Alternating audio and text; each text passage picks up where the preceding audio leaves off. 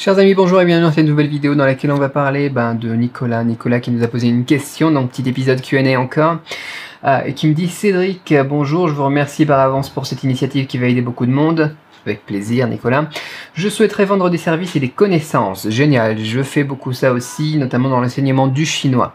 J'aimerais savoir quel mode de paiement intégrer sur un site et le coût que cela engendrerait. Ouh, un petit truc intéressant ici. Donc, quel mode de paiement intégrer sur un site? Donc, généralement, il faut voir en fonction du pays dans lequel tu es. Bien évidemment, si tu te bases sur la Chine, on va pas faire carte bleue et PayPal généralement. On va plus faire WeChat et Alipay. Mais si tu es en France ou dans beaucoup de pays d'Europe, on va essayer surtout de rester sur un processeur de paiement carte bleue et un processeur de paiement PayPal. Voilà. Donc peu importe après ce que tu utilises, tu vois, si tu as une entreprise basée aux États-Unis, c'est intéressant d'avoir authorize.net. Si tu es basé en Europe, on a Stripe qui fonctionne très très bien. Si tu es basé à Hong Kong, tu vois Stripe aussi, enfin PayPal. Dans ces trois pays aussi, on a toujours PayPal aussi qui se rajoute. On avait aussi Braintree aussi qui était pas mal. Enfin bon voilà, si vous avez des procédures de paiement à recommander, mettez-les dans la description de cette vidéo en fonction de ce que vous utilisez. Majoritairement sur la plupart de mes business en ligne, moi qui sont basés en Occident, on est sur du Stripe et du PayPal. Suite de la question, donc le coût que cela engendrerait, le coût que ça engendre. Donc déjà c'est pas vraiment un coût, enfin c'est un investissement quoi, c'est la commission qu'ils se prennent, c'est mieux de dire, parce que il faut pas te dire que ça va te coûter quelque chose, parce qu'ils prennent tout simplement un pourcentage ou une commission fixe plus un pourcentage du paiement que tu reçois, donc c'est pas vraiment un coût, une dépense que tu as, c'est tout simplement une commission qu'ils se prennent. On tourne entre quelques pourcents jusqu'à à peu près 5%, je crois, en moyenne sur les paiements. On a aussi Shopify Payments aussi pour les cartes bleues, mais Shopify Payments en fait c'est Stripe aussi. Du coup, tu peux compter jusqu'à 5, éventuellement 5,5% de ton prix. C'est cher, c'est cher. J'en ai déjà parlé par le passé. Avec Stripe, on peut négocier aussi à partir du moment où tu fais plus de 100 000 euros de chiffre d'affaires par mois. Tu peux négocier pour baisser leur commission. PayPal aussi, tu peux négocier avec eux les commissions et les frais. Voilà, vite fait. Donc pour répondre à cette question, il faut compter effectivement 5%, on va dire 5% de ton chiffre d'affaires pour le processeur de paiement. Ça peut être beaucoup moins, ça dépend encore une fois, parce que par exemple avec PayPal, tu as un montant fixe plus un pourcentage.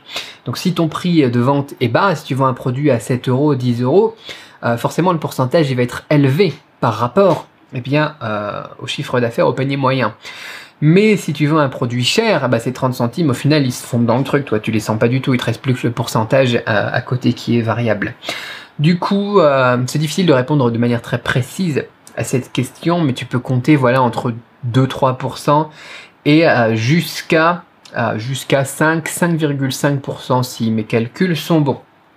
Voilà, pour répondre à cette question. Il faut savoir aussi, il y a beaucoup de gens qui le négligent, mais quand on crée une société aussi à l'étranger, ou quand on prend un paiement de quelqu'un qui est basé à l'étranger, par exemple tu vends en Belgique ou tu vends aux États-Unis avec une société basée en France, ou l'inverse, tu vas avoir d'autres frais. Parfois, eux, ils vont se prendre des frais aussi. En France, je sais que la banque postale, ils se prennent tout le temps des frais quand tu fais un paiement à l'international, mais de manière, c'est dégueulasse leur truc, c'est dégueu.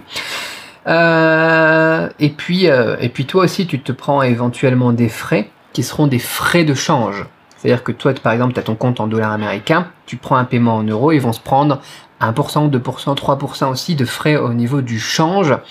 Donc ils te donnent le taux de change, ils te disent pas on a pris 3%, mais le taux de change par rapport au taux de change du jour, il y a 3% de plus, quoi. Voilà.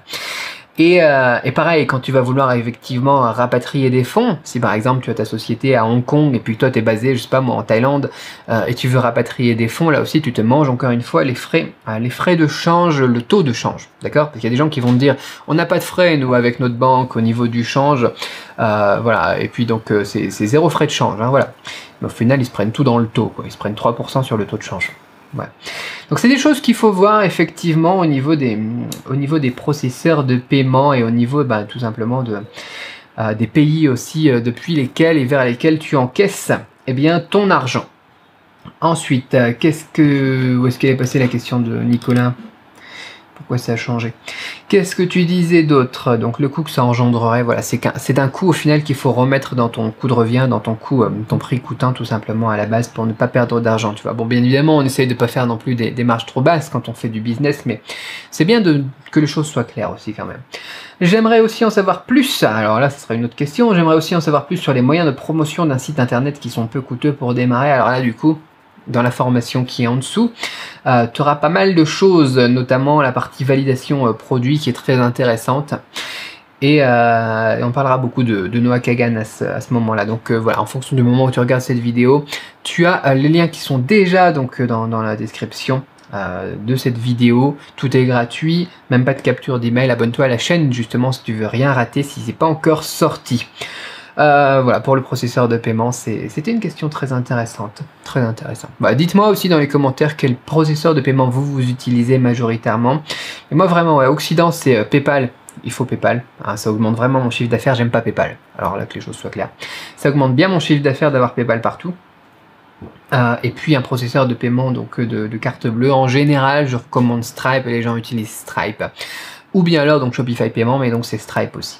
Et si vous avez un business, donc comme nous aussi, hein, où on fait du business sur la Chine, là par contre ce sera Alipay et WeChat. Voilà, parfois aussi sur mes boutiques en ligne, très intéressant parce que là on n'a pas de frais, pas de commission qui est prise donc au niveau par exemple de Shopify, c'est le paiement par virement bancaire. Alors j'en ai pas beaucoup qui l'utilisent, mais ça me permet d'augmenter un petit peu plus mon chiffre d'affaires quand même. Il y a quand même des gens qui veulent payer par virement bancaire. Donc c'est quelque chose que je pourrais recommander aussi d'intégrer. Alors pas si vous avez des produits à 7,50 €, hein, ça c'est sûr, mais dès que vous avez des paniers moyens qui par exemple sont dans les 100-200 € et beaucoup plus, là ça peut être intéressant d'avoir une option donc virement, ou je sais pas si on peut l'activer à partir d'un certain montant, de proposer cette option de paiement par virement bancaire. À partir d'un certain panier, à partir d'un certain total, mais c'est quelque chose qu'il faudrait voir parce que ça permet effectivement d'augmenter bien son panier d'achat moyen, enfin son taux de conversion plutôt ici en l'occurrence. Voilà Nicolas pour ma réponse à ta question. Est-ce que je te recommande d'utiliser? Vos réactions en commentaire et puis toute la formation bien évidemment dans le premier lien qui est dans la description. À très vite pour une autre vidéo, bye bye.